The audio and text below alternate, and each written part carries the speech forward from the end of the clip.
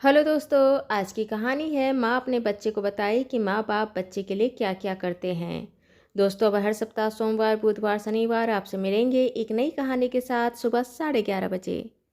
घर के छत पर रिंकी जी अपनी बेटी कल्पना के साथ थी। घर के ही पड़ोस में रहने वाली पड़ोसी भी अपने छत में थी। रिंकी जी उसी पड़ोसी से बात कर रही थी। कल्पना वहीं छत के कोने में बैठे ड्राइंग कर रही थी। कल्पना 10 साल की प्यारी स्कूल में पढ़ने वाली लड़की थी। उसे ड्राइंग करना बेहद पसंद था। तभी रिंकी जी का 7 साल का बेटा छोटू भी छत पर आया। छोटू के हाथ में मोबाइल था जिसमें वो गेम खेल रहा था। कल्पना की ड्राइंग खत्म हो गई थी। वो अपनी माँ रिंकी जी के पास आई, बोली, माँ देखो कैसा बना है, मेरी ड्राइंग कैसी है। रिंकी जी देखी, कल्पना 2 गुलाब का फूल डंठल सहित 3 पत्तों के साथ बनाई थी। गहरे हरे रंग से पत्ते और सुर्ख लाल रंग से गुलाब बनाई थी। सही में बहुत सुंदर था। रिंकी जी बोली, बेटा बहुत सुंदर है, पर बेटा डंठल में कांटे थोड़े कम बनाती तो और सुंदर लगता। रिंकी जी की पड़ोसी भी कल्पना का ड्राइंग देख कही, वाह बेटा, सही में तुम तो अभी बहुत छोटी हो। इतनी कम उम्र में इतना सुंदर ड्राइंग करना बहुत बड़ी बात है। बहुत ही सुंदर है तुम्हारी पेंटिंग। कल्पना खुश हो गई। अपनी तारीफ सुनकर खुशी से झूम गई। कल्पना जाकर अपने भाई के पास बैठ गई। थोड़ी देर भाई को मोबाइल चलाते देखते रही, फिर अपने भाई से कही, अब मुझे दो, मैं भी थोड़ा मोबाइल देख लूं। भाई मोबाइल देने को तैयार नहीं था। हारकर कल्पना अपनी माँ को आवाज़ देते हुए कही, माँ देखो, छोटू मुझे मोबाइल नहीं दे रहा, कितनी देर से मोबाइल देख रहा है, इसे कहो कि मुझे दे, अब मैं मोबाइल देखूंगी। रिंकी जी के कुछ कहने से पहले ही छोटू कहा, माँ मैं नहीं दूंगा। दीदी तब से ड्राइंग कर रही थी और मैं दादाजी के साथ बगीचा में काम कर रहा था। मैं अभी मोबाइल लिया हूँ, मैं नहीं दूंगा। रिंकी कल्पना को ही बोली, बेटा अभी छोटू को देखने दो, तुम कुछ और कर लो या फिर एक सुंदर सा ड्राइंग और बना लो। कल्पना बोली, नहीं, आप मुझे नया मोबाइल खरीद कर दीजिए। मेरी दोस्त स्नेहा को उसके पापा ने नया मोबाइल दिया है, आप भी मुझे दिला दो।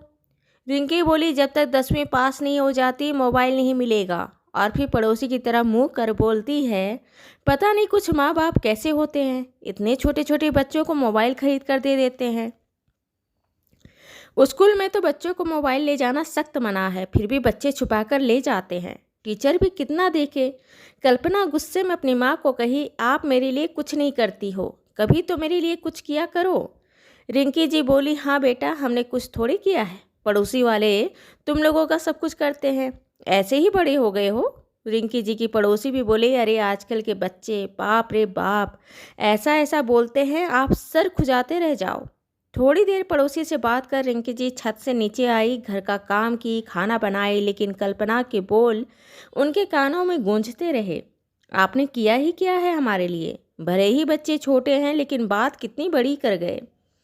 जब बड़े होंगे, उनके बच्चे होंगे, तो वो भी वही सब कुछ करेंगे जो हम करते हैं, लेकिन फिर भी क्या उनको आभास होगा कि वो भी अपने समय अपनी हैसियत और ज़रूरत के हिसाब से उनकी सारी ज़रूरत और ख्वाहिश पूरी करने की कोशिश करते हैं?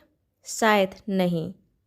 वो अपनी बेटी की बोली बात भूल नहीं पा रही थी कि हम माँ बाप इतना करते हैं, फिर भी बच्चे मुंह उठाकर बोल देते हैं कि आपने क्या किया हमारे लिए। रिंकी जी का मन खराब हो गया। उन्होंने मन ही मन सोचा, भले बच्चे हैं लेकिन उन्हें बताना होगा कि बच्चे के लिए माँ बाप क्या होते हैं, क्या करते हैं।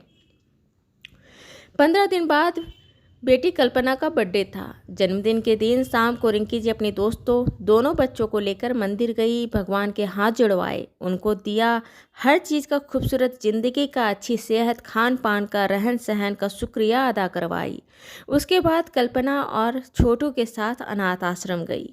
वहाँ अनाथ आश्रम में छोटे छोटे बच्चों को कपड़े, मिठाइयाँ दिए और घर आ गई। कल्पना बोली, हम घर आ गए, क्यों? मेरी बर्थडे के लिए पार्टी तो आप पापा हमेशा होटल में देते हो, होटल कब चलेंगे?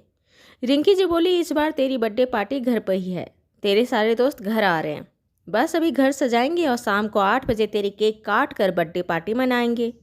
कल्पना गुस्से में बोली, क्यों? इस बार होटल में पार्टी क्यों नहीं कर रहे, घर में क्यों कर रहे हो? रिंकी जी कल्पना से पूछी, अनाथ आश्रम में जब वो छोटी सी लड़की को फ्रॉक दे रही थी तो वो तुम्हें क्या बोली? कल्पना अनमने मन से कही, बहुत खुश होकर कही, थैंक यू दीदी, मेरे लिए नया फ्रॉक लाने के लिए, कितना सुंदर है, मैं नया फ्रॉक कितने समय बाद पहनूंगी।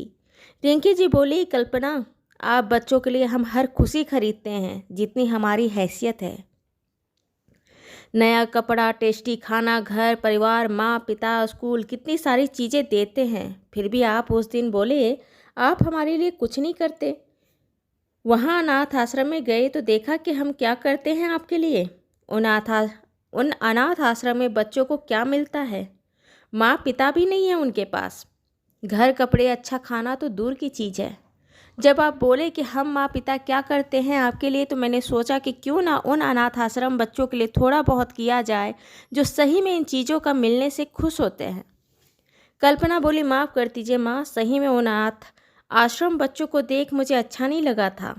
किसी बच्चे के कपड़े बड़े थे, किसी का कपड़ा छोटा था, और सबसे बड़ा माँ पिता का प्यार नहीं था। हम बहुत लकी हैं कि हमारे पास हमारे माँ पापा छोटू है। सॉरी रिंकी जी, कल्पना के सर पर हाथ फेर चूम ली।